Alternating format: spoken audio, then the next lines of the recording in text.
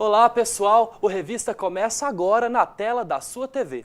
Em comparação com 2014, este ano tem o dobro de feriados prolongados. Apenas um dos recessos nacionais será no final de semana, que é dia 15 de novembro, comemorando aí a proclamação da República. Feriados prolongados podem afetar a vida dos trabalhadores e a rotina das empresas. O turismo pode ser favorecido, mas em outros setores não existem tantas vantagens. Para falar mais do impacto dos feriados na economia do país, eu recebo no estúdio o professor e mestre em administração pública, Lucas Givisier. Professor, muito obrigado pela sua participação aqui com a gente no Revista. Muito obrigado pelo convite de estar aqui. Beleza. Professor, explica pra gente como que os feriados interferem na economia de uma forma geral. Bom, assim, o primeiro impacto é negativo, né? A gente tem uma perda econômica na sociedade muito grande. O principal setor afetado é a indústria. Teve pesquisas já realizadas, estudos divulgados pela Federação Nacional do Rio de Janeiro, que estima que 64 bilhões de reais são perdidos com esses feriados neste ano de 2015. Já no varejo, também se estima perdas da ordem de 15 bilhões e meio de reais com estes feriados. E, por exemplo, numa instituição privada, numa instituição de ensino ou numa empresa, por exemplo, que tem que dar folgas para os seus funcionários, como que funciona isso também? Bom, vamos raciocinar o seguinte, os custos das empresas se mantêm porque, segundo as leis trabalhistas, a remuneração do trabalhador não é afetada, contudo a produtividade não é a mesma em função daquele feriado. Então, com os custos mantidos e sem atividade presente naqueles dias, as empresas faturam menos, com os custos mesmo, então diminui a lucratividade. Então, a partir daí que tem esse efeito negativo na economia.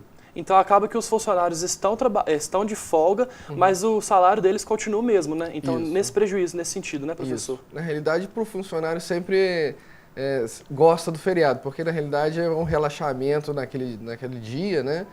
Só que na ótica do empresário isso o afeta muito, né? Com certeza. Mas será que tem só desvantagem? Porque, por exemplo, o comércio e o turismo também são setores que podem ser beneficiados com o feriado, né? Porque as pessoas vão e compram mais. Será que tem só desvantagem nesse sentido? Não tem só desvantagem, mas no balanço geral é negativo, tá? Agora, por exemplo, o comércio, um setor, vamos dizer assim, um direcionamento do comércio que poderia ganhar seria associado a lazer, né? Por exemplo, os shoppings aqui no contexto mineiro, que muitas pessoas usam os shoppings como lazer e acabam que ganham alguma coisa com isso. Mas isso vamos dizer que é muito marginal, dado a perda da economia como um todo brasileira. De uma forma geral, né, professor? Isso. No turismo pode ganhar alguma coisa com esses feriados, só que a gente está com um contexto diferenciado este ano, que a nossa economia está muito com retração, possibilidade de retração, então faz com que as pessoas, os indivíduos também estão cautelosos em consumir, em viajar, em termos de assegurar a estabilidade do seu emprego sem se endividar mais, se precavendo de qualquer cenário negativo. Então, o que poderia favorecer de um lado, a gente neste contexto deste ano principalmente, também essas vantagens são minimizadas. Tem um contrabalanço aí também, né? Isso. Nesse contexto da economia, então é pior ainda, né, professor? Neste contexto de recessivo que a gente está enfrentando em 2015, aí sim, é pior sim. Agora, por exemplo, como que uma empresa pode se preparar para eventuais problemas? Ou pelo menos prevenir, né? Para poder chegar no feriado e não ter uma perda tão grande? É difícil falar de uma solução para isso, né? Porque não tem muito mecanismo de mexer em função. Ela pode até pedir para o trabalhador trabalhar, mas aí tem outros benefícios que ela tem que dar em troca, folga ou pagar em dobro, né? Então aí o empresário tem que pensar se é vantagem ou não usar dessas aberturas, flexibilidades que a CLT concede e ver se isso aí se beneficia dessas possibilidades. Mas é difícil, sim, perceber e planejar isso de tal maneira que reverta este quadro. Então acaba que, de certa forma, não tem muito o que fazer, né, professor? Infelizmente, não há muito o que fazer, não. Com certeza. Agora, como que o setor pode se recuperar de possíveis perdas? Por exemplo, tem um rombo ali de tantos reais, tantos milhões de reais ali no setor X. Como que pode fazer para poder melhorar essa situação e contrabalancear de outra forma? Bom, aí já seria o contrário que eu falei inicialmente, né? Se a gente tivesse numa economia em expansão, né, a gente podia ganhar isso em outro momento, onde as pessoas estariam consumindo mais, né, se endividando, e aí se recuperaria naturalmente pelo esse bônus de crescimento. E aí isso que está tão ruim esse 2015, porque já tem um cenário negativo com esses feriados prejudicando ainda mais. Só para você ter ideia que não é só os empresários que perdem, né? E a gente está ouvindo aí, inclusive, né, através da própria mídia, do ajuste fiscal, o governo só com esses feriados deste ano, está estimado que o governo perca 18 bilhões de reais com esses feriados. É muita coisa, né, professor? De arrecadação. Isso em quais setores específicos, ou de forma geral? Basicamente na indústria que eu estou falando, tá? Sim. E como que dá para incentivar isso? Como incentivar uma forma de contrabalancear esse contexto? Por exemplo, no turismo, no comércio, até mesmo na indústria. Tem alguma forma de melhorar essa situação? O empresário vai acabar tentando flexibilizar alguma coisa, em descontos, promoções, para tentar fazer o ganho, às vezes até de escala, né? É a maneira que o empresário teria num cenário adverso desse, porque ela consegue ratear os seus custos quanto mais ela produz. Mas aí tem que ter uma demanda que acompanhe isso, né? Então ela tem que usar de estratégias, inclusive até de marketing, de venda, para atrair os consumidores, para ela recuperar dessas outras perdas. Com certeza. Professor, agora convenhamos, um feriado aí todo mundo gosta, né? Inclusive está chegando o Dia do Trabalhador, né? Que não dá para ficar sem. Isso, né? Vamos pensar assim, questão humana, é sempre bom para nós, para descansarmos, a qualidade do trabalhador, mas como tudo na vida, tem o ônus e o bônus. Então a gente tem que aproveitar o tempo da melhor forma, né? Isso. Com certeza. Professor, muitíssimo obrigado pela sua participação aqui com a gente no Revista. Eu que agradeço vocês. Na última semana, o projeto de lei sobre a regulamentação da terceirização do trabalho foi aprovado pela Câmara dos Deputados. A polêmica principal gira em torno do texto que autoriza a subcontratação de mão de obra para as atividades específicas da área de atuação das empresas. Agora, o projeto segue para o Senado. Mas e hoje? Como que é a regulamentação atual dos trabalhadores terceirizados? Quais que serão as mudanças caso o projeto realmente seja aprovado? Veja os detalhes na reportagem de Maria Helena Bandeira e André Cruz. A aprovação do projeto de lei 4330 gerou uma série de manifestações entre os trabalhadores.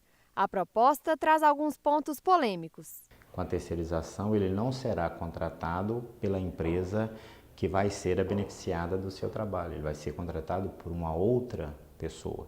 Então ele vai ser regido pelas normas editadas por esta outra empresa. Então ele se distancia dos benefícios que ele teria se ele fosse contratado diretamente. No modelo atual, a jurisprudência tem considerado nula a terceirização em atividade fim da empresa.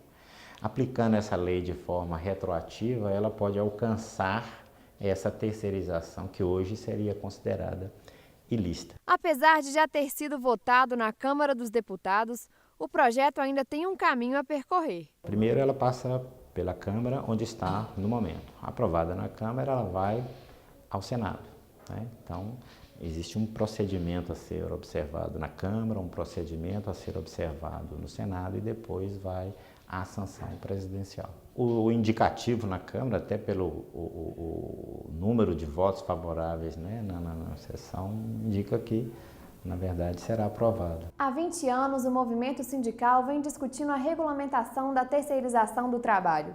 Antônio Miranda, que hoje é presidente da nova central de Minas Gerais, sempre participou dos movimentos e hoje vai explicar a atuação da nova central em relação a isso.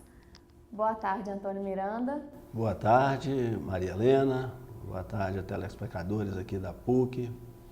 Como que esse novo projeto vai interferir na vida do trabalhador? Olha, o projeto de terceirização, ele vem com agravante, porque a terceirização ela já é uma realidade. O que se discute é a regulamentação dessa atividade, mas o projeto 4330, ele veio ampliar a terceirização.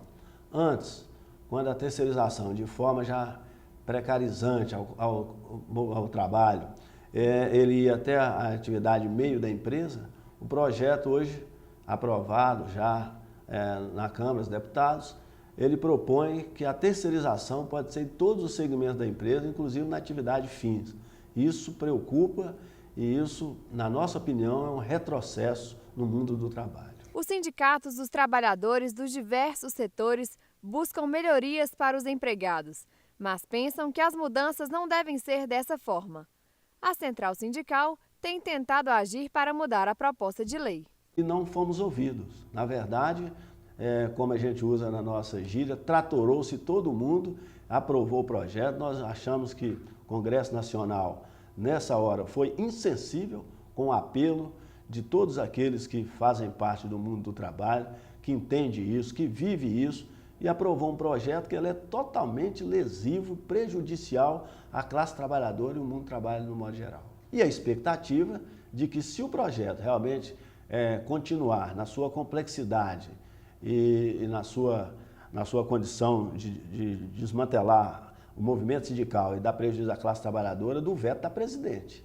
Nós vamos apelar também para o veto. O objetivo da proposta seria acompanhar uma nova realidade do trabalhador brasileiro. Um fato social que passa a carecer da disciplina legal. Esse projeto vem nessa tentativa de, dada a realidade, estabelecer uma normativa para esta realidade. Nesse sentido, ele é muito positivo.